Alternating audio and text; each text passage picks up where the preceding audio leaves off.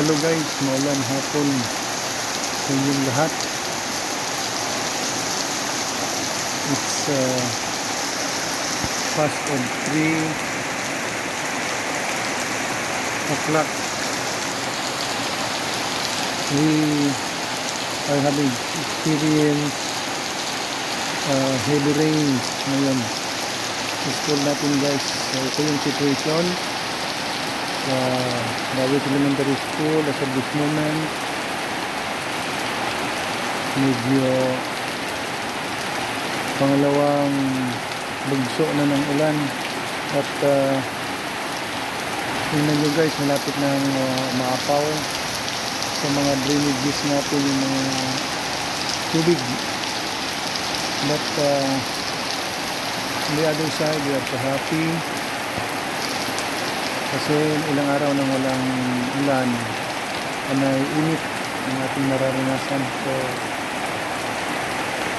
salamat sa ulan at nakaranas tayo ng medyo malamig na panahon.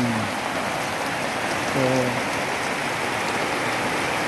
pending lahat ng mga trabaho natin guys, ng mga volunteers natin sa Brigada Eskwela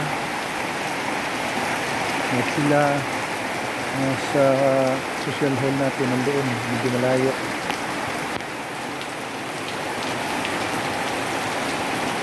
So balik tayo bukas pagkatapos ng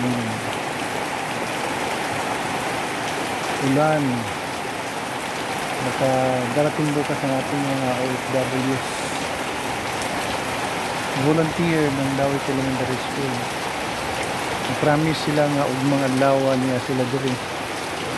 So join our Brigadahan Eskwela.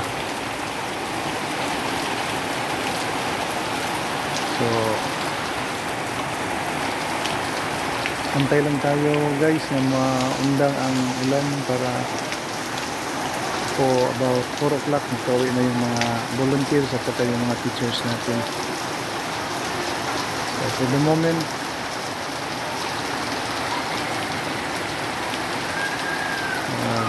handa-handa na tayo kasi hapon na din. See you guys for the next video.